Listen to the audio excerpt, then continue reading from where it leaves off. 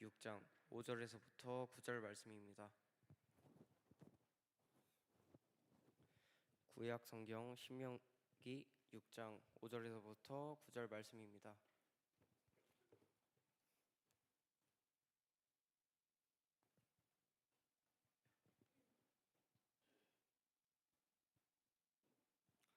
그럼 다 찾으신 줄 알고 제가 봉독하겠습니다. 너는 마음을 다하고 성품을 다하고 힘을 다하며 내 하나님 여호와를 사랑하라. 오늘날 내가 내게 명하는 이 말씀을 너는 마음에 새기고 내 자녀에게 부지런히 가르치며 집에 앉아 있을 때에든지 길을 행할 때에든지 누워 있을 때에든지 일어날 때에든지 이 말씀을 강론할 것이며 너는 또 그것을 내 손목에 베어 기호를 삼으며 내 미간에 붙여 표를 삼고 또 내 집 문설주와 바깥문에 기록할지니라. 아멘. 전도사님께서 아름다운 믿음의 유산이라는 말씀 전해주실 때 많은 은혜 받으시길 바랍니다.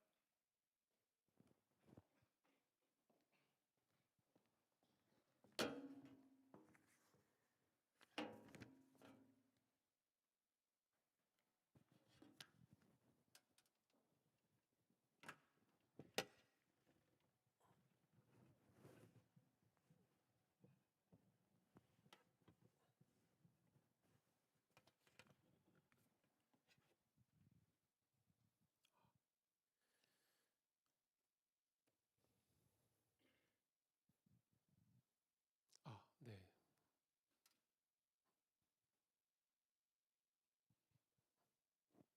네, 부모님들 오셨죠, 그렇죠? 네, 거의 다 온 것 같습니다. 안 오신 분들은 뭐 행사가 또 있고, 그렇죠? 가정, 자녀보다 소중한 또 무언가가 있을 수도 있어서 기꺼이 시간을 그쪽으로 드릴 수도 있죠, 그렇죠? 그거는 뭐 저희 강압적인 부분은 아니었기 때문에 그래도 생각보다는 굉장히 많이 오셨어요, 그렇죠? 한 분단위 다 차야 된다는 건 헌신 예배 때 한 줄 다 치잖아요. 그 정도로 한 102명 정도 오신 것 같은데. 학생 수를 초월하게 더 오신 것 같습니다. 양가 부모님 다 오셔가지고 관심을 많이 네 그렇게 했으면 좋을 것 같고 오늘 말씀은 신명기 6장 5절에서 9절 말씀입니다. 저희가 학생들이 매주 수요일도 예배를 드리고 교제를 하고 또 학생부 예배도 드리고 교제를 하고 주일 예배도 드리고 교제를 하고 거의 교회 중심의 삶을 살고 있거든요. 그랬을 때 그럼 우리 부모님도 그렇게 물론 살고 계시겠죠, 그렇죠? 자녀들 보고 교회 가라 하고서 집에서 뭐 난 피곤하니까 뭐 때로는 충전을 더 뭐 해야 되지 않겠니? 뭐 이렇게 살고 있지는 않으실 거잖아요, 그렇죠?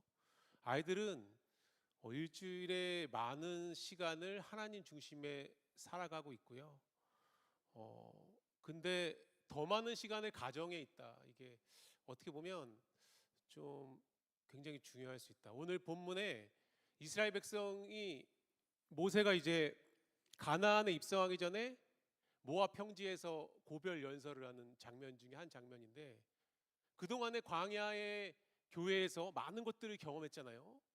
하나님을 불평도 하고 원망도 하고 하나님의 도우심과 은혜도 경험하고 마른 땅에서 물도 만나도 내리고 불기둥과 구름기둥으로 인도하고 이런 하나님, 이제 곧 가나안에 입성할 텐데 그곳에 가서도 이거 기억해야 돼라고 하면서 들려준 말씀이 오늘의 본문 내용이다라는 거고요. 그래서 사실은 꼭 기억해야 된다라고 명령하신 말씀이다라는 거예요.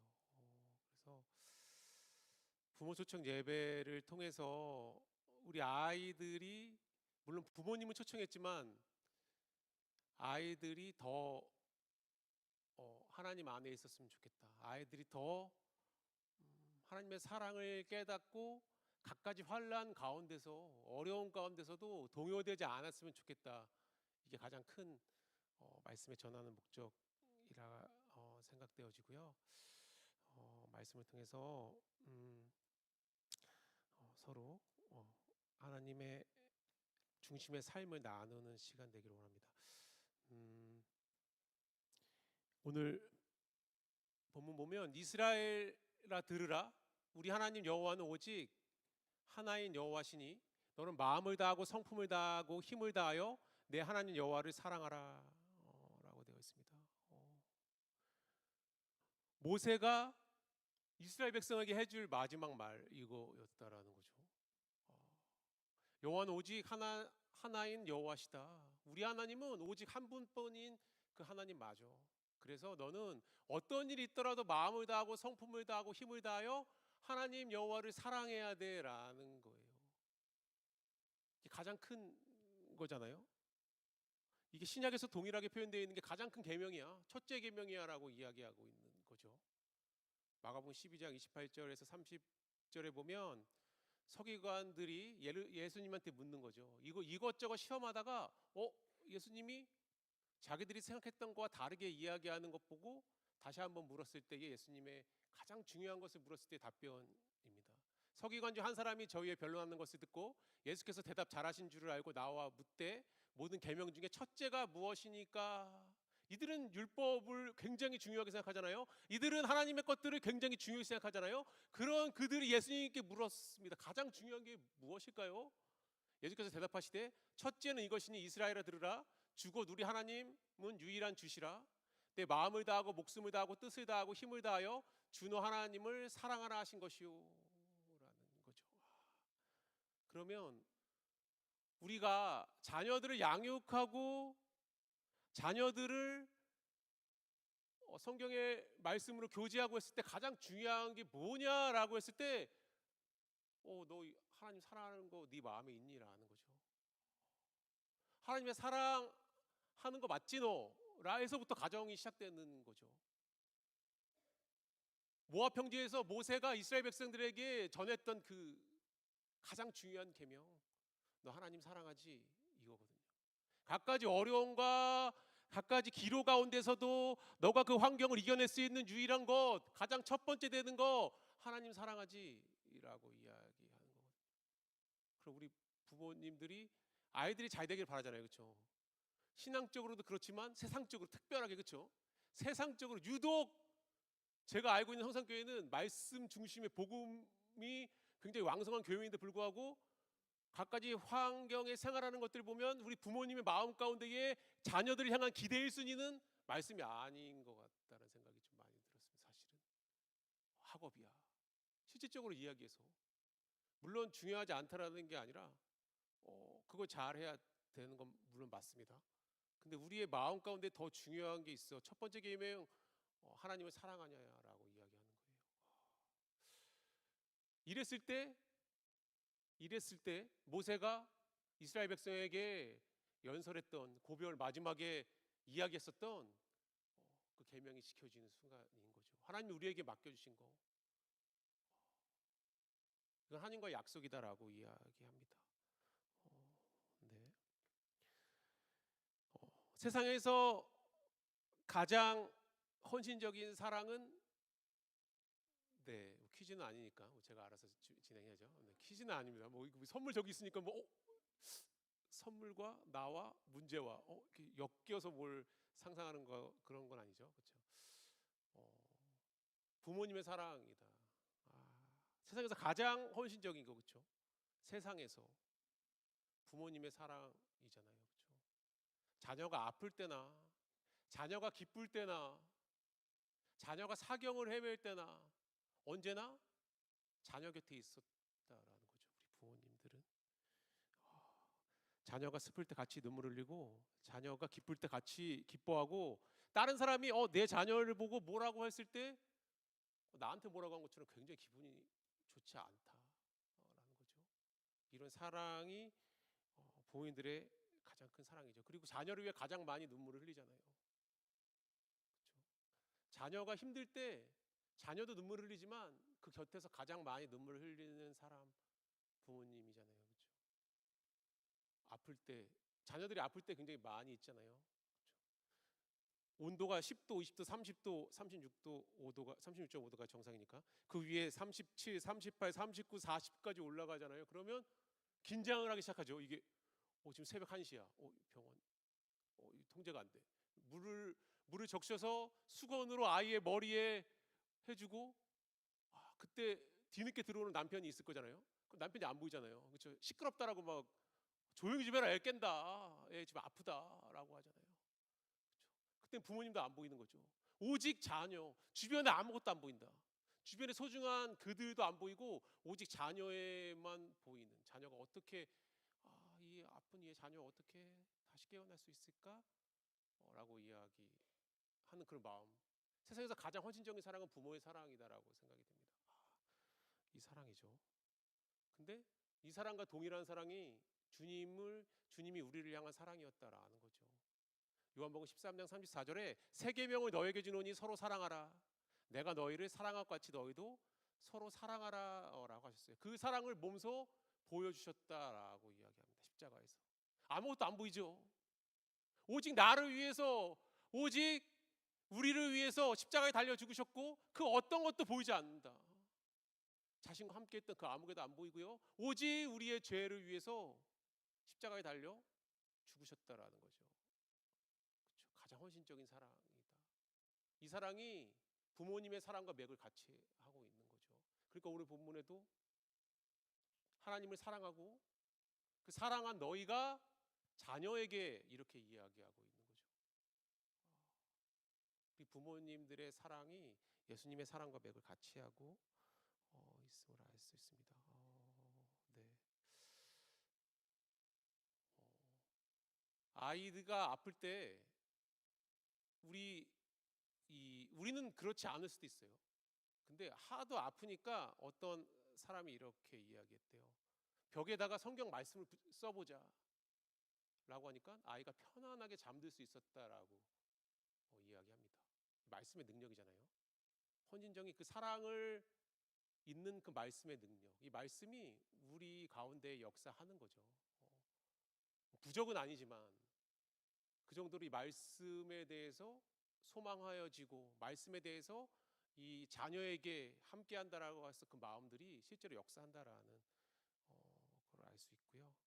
그래서 오늘 본문에 분명하게 이야기하는 거죠. 너는 마음을 다하고 뜻을 다하고 힘을 다하여 내 하나님 여호와를 사랑하라 라고 이야기하고 있습니다. 네. 우리가 물려줄 유일한 유산, 사랑이죠. 그렇죠? 우리의 인간적인 사랑이 아니라 하나님이 우리에게 주신 그 사랑이다라고 이야기합니다. 우리가 모세가 이제 고별 연설했잖아요. 저희도 마찬가지. 자녀에게 마지막에 우리가 부탁할 것들이 뭐가 있을까요? 라고 했을 때 하나님의 사랑이다라는 거예요. 그리고 살아있을 때도 지속적으로 자녀에게 이야기해 줘야 될 거, 하나님의 사랑이다라는 거죠. 이 부분에 대해서 좀 더 본문 중심으로 알아보고자 합니다. 하나님은 전심으로 하나님을 사랑하라라고 이야기했어요. 사랑하죠. 그쵸? 이게 아니라 전심으로라고 이야기했다. 부사가 있다. 전심으로 하나님을 사랑하라라고 이야기하고 있습니다. 우리가 부모님들이 전심으로 하나님을 사랑했을 때 그 사랑이 아이들한테 보여지는 거죠. 그렇죠? 아이들한테 전달된다. 그럼 아이들도 하나님을 사랑하는 대상이구나라고 깨닫고 그쪽으로 갈 수밖에 없는 거죠. 근데 우리가 하나님이 아닌 전심으로 브라운관을 사랑한다든지 늘상 그렇잖아요. 전심으로 우리 육신의 살을 덜기 위한 사랑도 있을 수 있고 많은 사랑이 있을 수 있잖아요. 그렇죠? 우리의 하나님을 위한 사랑은 교회 예배 시간 때만 있을 수도 있습니다. 그렇죠? 항상 있기는 매우 힘들잖아요. 근데 오늘 본문에는 전심으로 사랑하라라고 이야기하고 있어요. 전심으로 하루 종일 이야기하는 거거든요.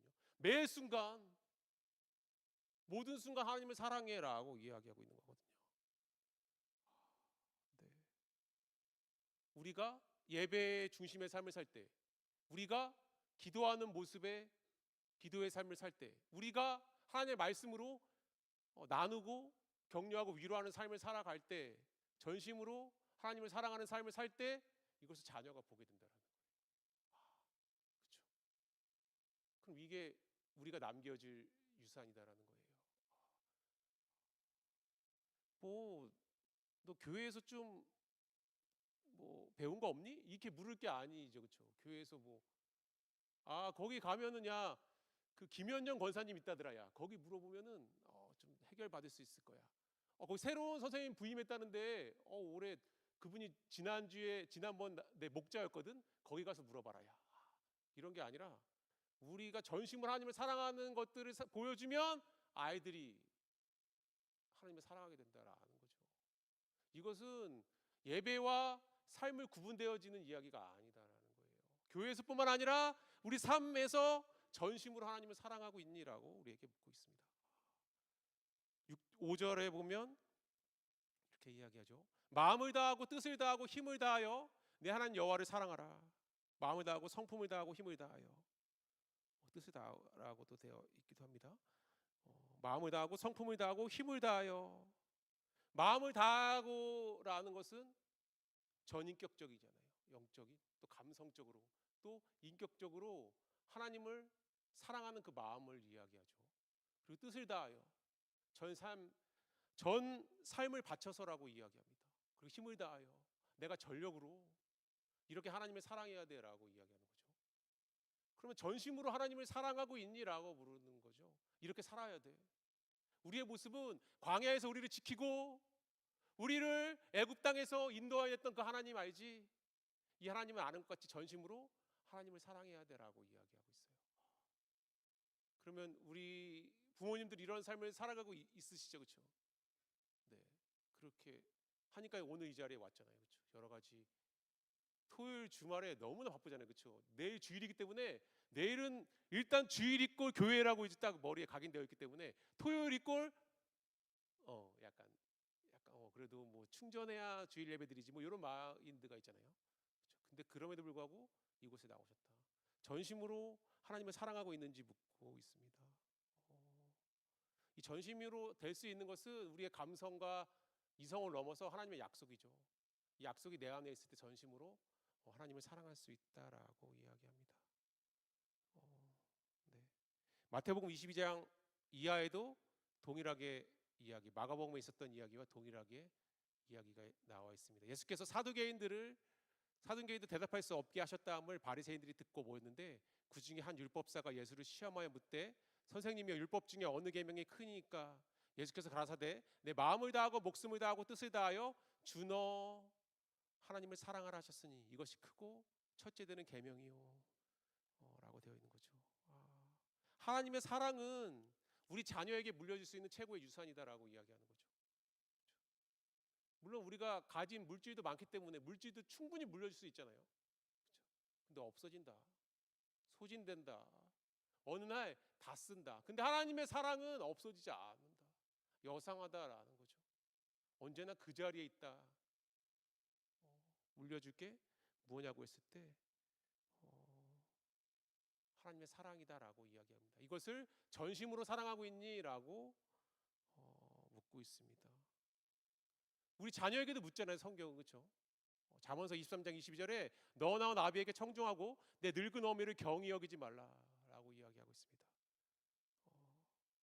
왜 하나님을 사랑하는 사람들이 왜 아비에게 청종하고 늙은 어미를 경히 여기지 말아야 되나요? 명령이다라는 거죠. 말진이라 명령하고 있습니다. 사유를 묻고 있지 않아요. 이러저러하기 때문에 그러하다가 아니라 명령이다라고 이야기합니다.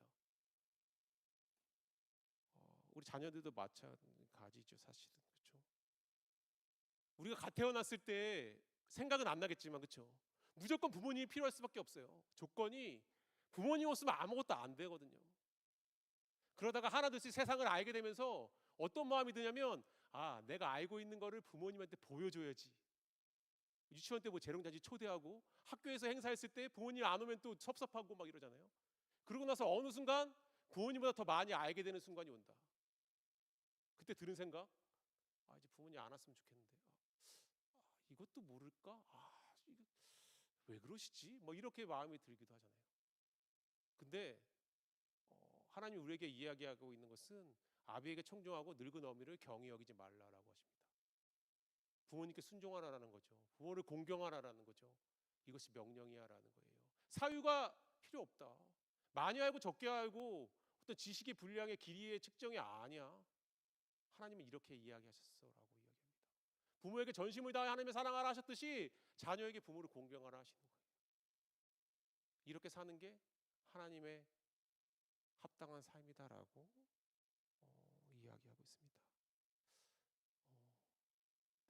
부모님을 사랑할 만한 이유는 많이 있잖아요. 그렇죠?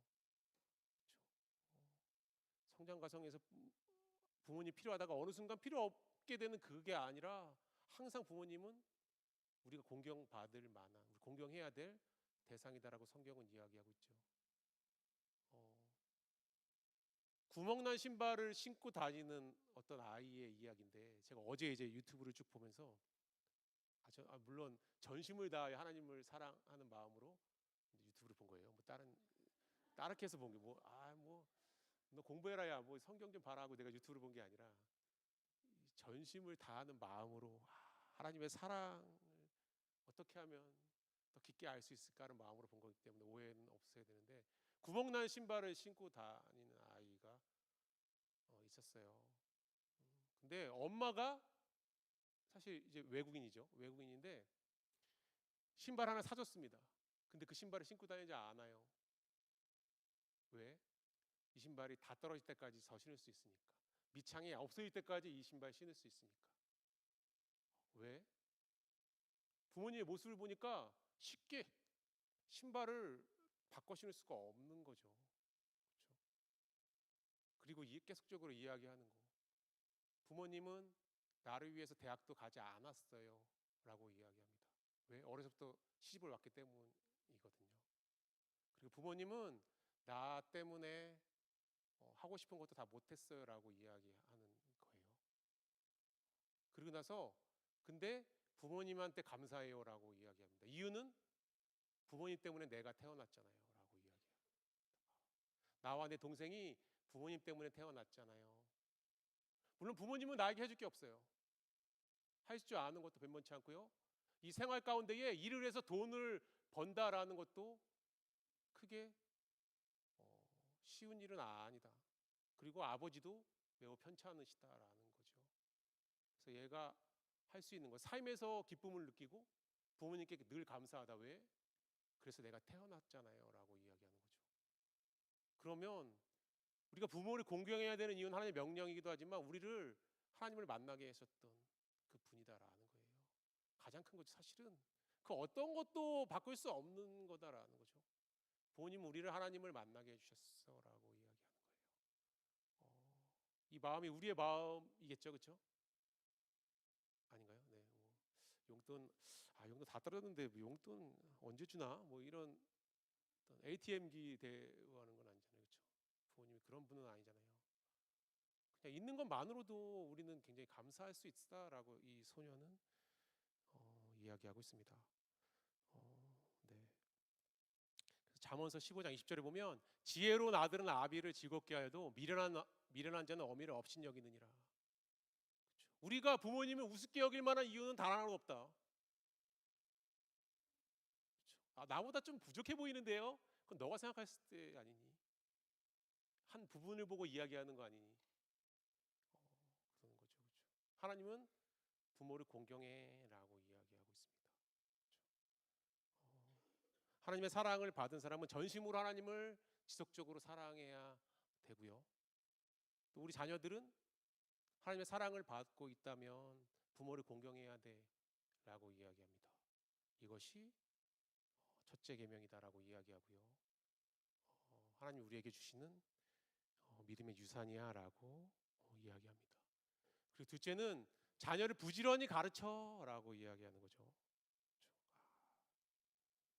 좀 어려운 이야기죠, 그렇죠?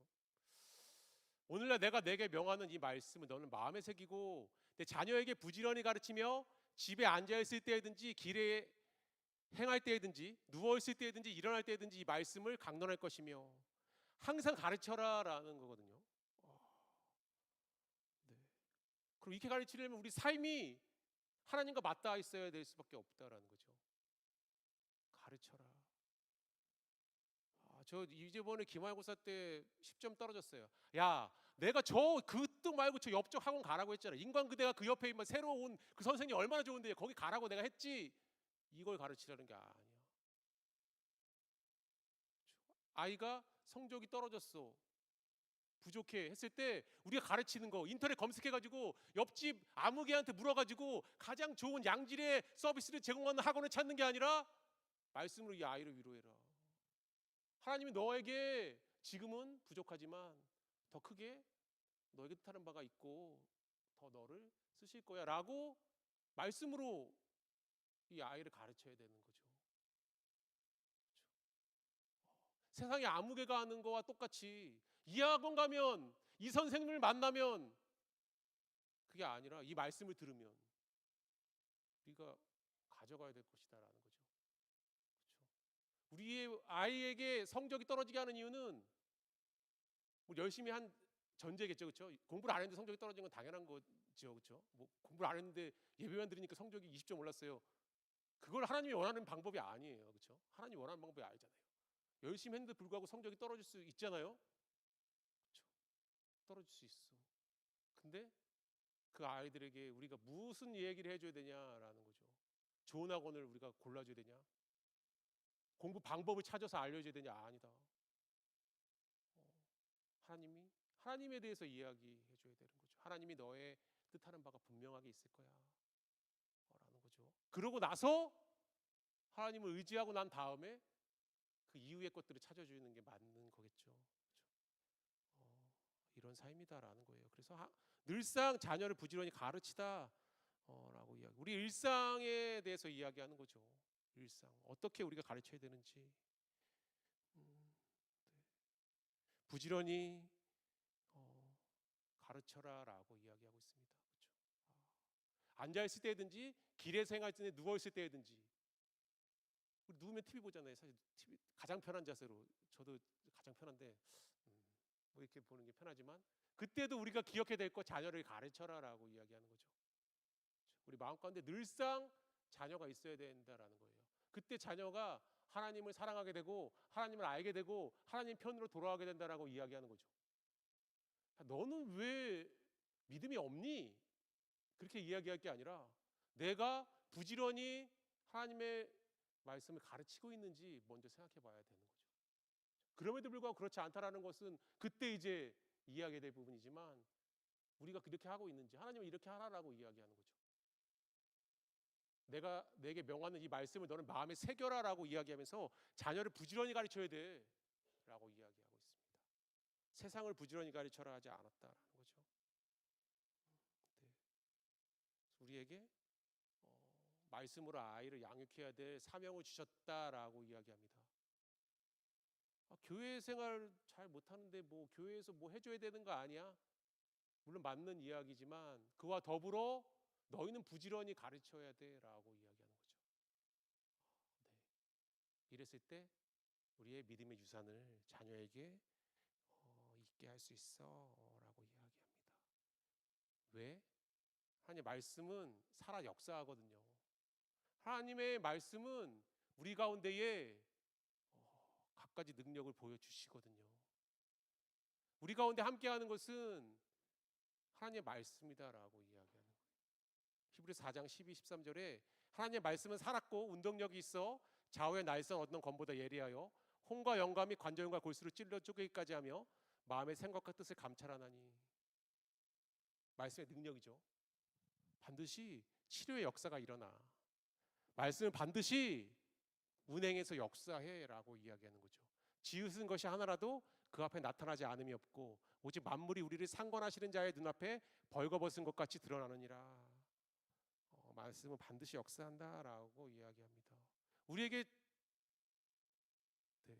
자식은 여호와의 주신 기업이요 태의 열매는 그의 상급이로. 자식을 우리에게 선물로 주셨다라는 거예요. 우리에게 상급으로 주셨어라는 거죠.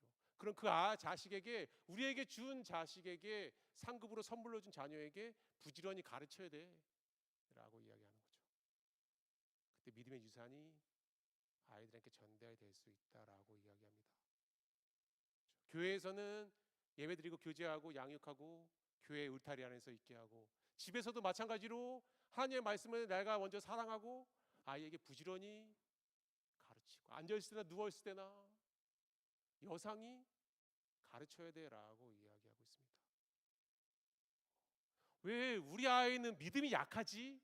내가 생각했을 때 우리 아이는 쟤에 비해서 좀 하나님께 더 좀 다가섰으면 좋겠는데 라고 우리 마음 가운데 소원들이 있잖아요. 근데 하나님은 이야기합니다. 부지런히 가르쳐라 라고 이야기하고 있죠. 어떤 가르침을 하고 있는지, 하나님 말씀을 부지런히 가르치는지, 아니면 부지런히 가르치되 목적어가 좀 다른 뭐 아무개를 가르치는지, 아니면 가르치긴 하되 뭐 예, 부지런히 말고 다른 단어가 들어간다든지 그렇게 할 수도 있겠죠. 근데 하나님 우리에게 부지런히 가르쳐라고 이야기합니다. 이랬을 때에 우리의 믿음을 아름다운 믿음의 유산을 상속할 수 있어라고 이야기하는 거죠. 네, 네. 그리고 말씀으로 삶을 채워라라고 이야기합니다. 신명기 오늘 본문 8절 9절에 보면 너는 또 그것을 내 손목에 매어 기호로 삼으며 내 미간에 붙여 표를 삼고 또 내 집 문설주와 바깥 문에 기록할지다라고 이야기하고 있습니다. 이건 뭐냐면 삶의 모든 순간 하나님을 기억할 수 있게 만들어라라고 이야기하는 거죠. 그렇죠? 네 손목에 말씀이 있다라는 것은 항상 하나님과 함께하라는 거잖아요. 내 미간에 표를 붙여라라고 하는 것은 여기에 각인되어 있다라는 거잖아요. 그렇죠? 내 집 문설주와 바깥 문에 기록해라라는 것은 집에 출입 내내 그 말씀이 있냐라고 이야기하는 거죠. 그럼 전생에 걸쳐서 하나님의 말씀이 각인될 만한 그런 삶으로 살아가고 있냐라고 이야기하는 거죠. 굉장히 직설적으로 이야기하고 있습니다.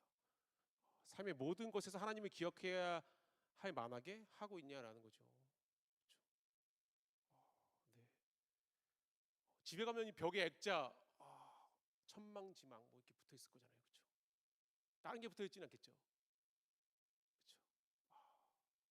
그렇죠. 다른 게 붙어 있지는 않겠죠. 서울대 뭐 이렇게 붙어 있는 거 아니겠죠. 그렇죠? 카이스트 뭐 오직 이런 건 아니겠죠. 네, 그렇지 않다.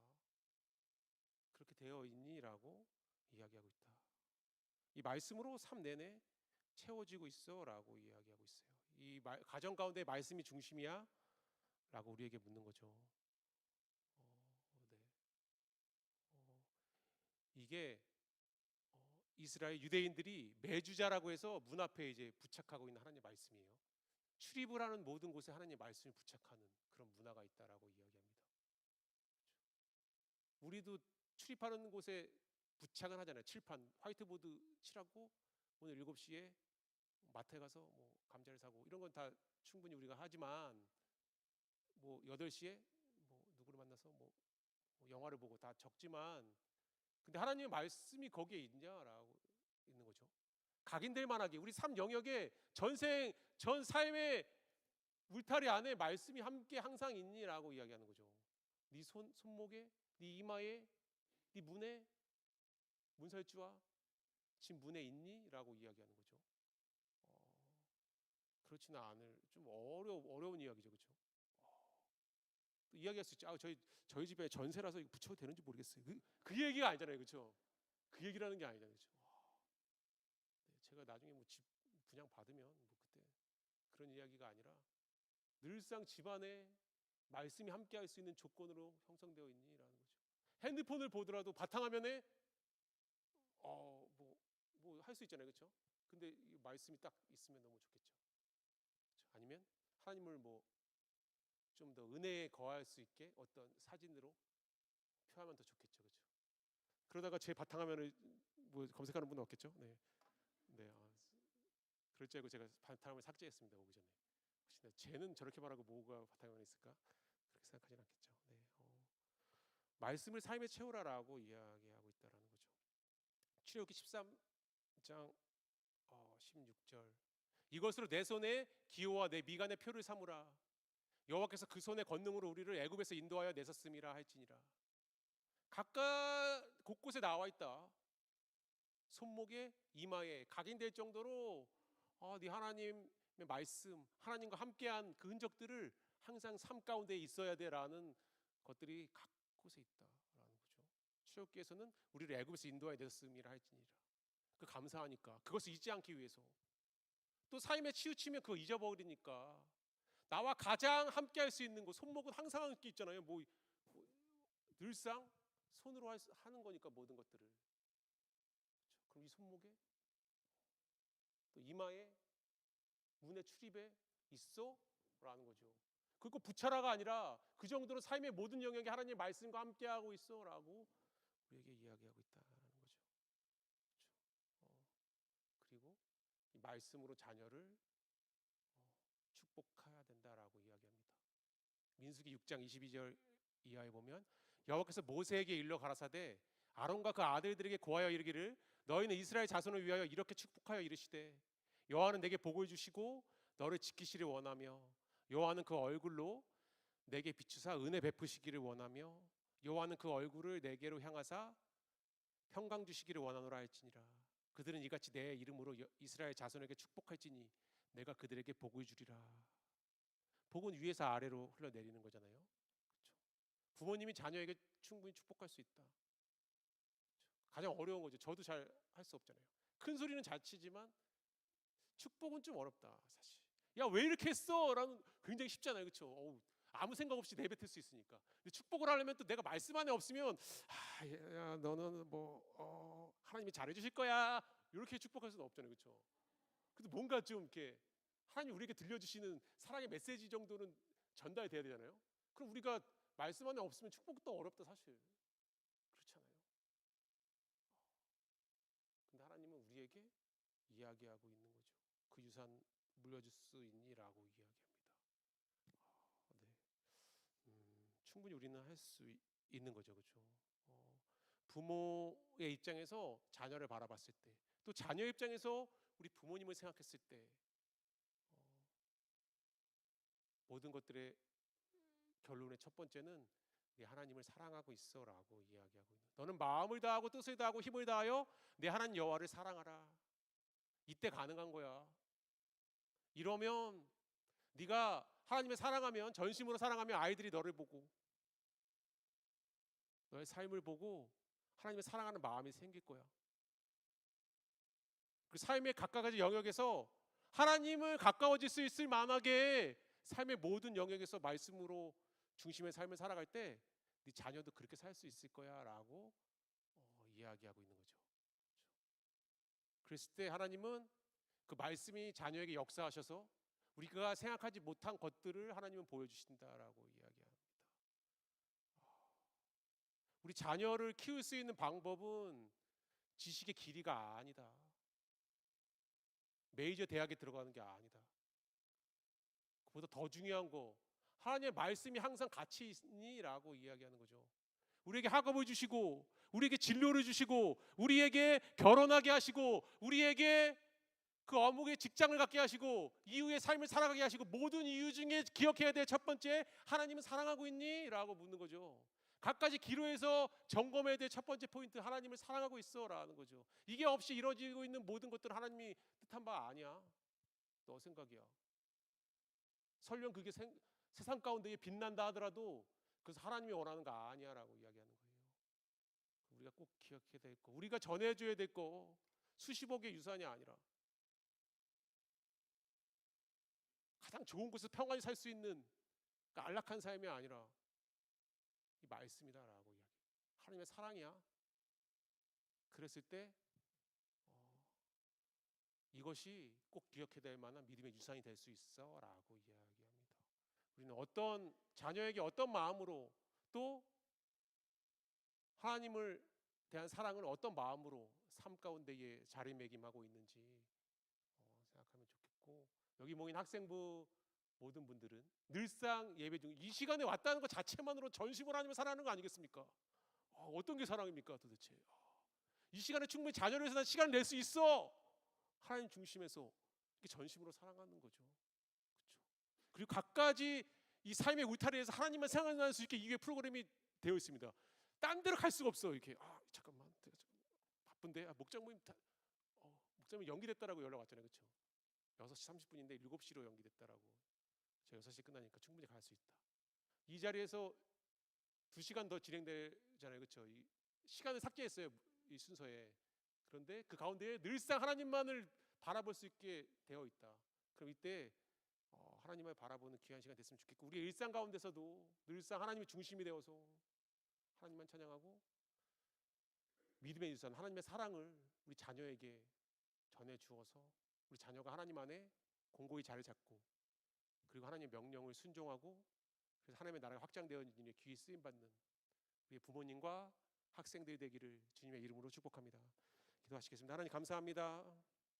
우리를 먼저 복음으로 구원해 주셨고 잊지 않게 살아가게 하기 위해 믿음의 유산을 우리에게 남겨 주심으로 갖가지 삶 가운데서도 전심으로 하나님을 사랑하게 하셨고, 그리고 끊임없이 부지런히 말씀으로 우리 주변의 영혼들과 자녀들을 가르치게 하셨고, 이 말씀으로 오직 삶을 채우라 하셨던 하나님의 말씀이 우리 삶 가운데에 충만케 되어지고 믿어지고 실천되어지는 역사가 나타남으로 인해 우리 삶이 하나님이 운행하시고 하나님의 말씀으로 성취되어지는 복된 삶 되어질 수 있도록 하나님 이 시간 우리 위해 함께해 주시옵소서. 감사드리며 예수님의 이름으로 기도했습니다.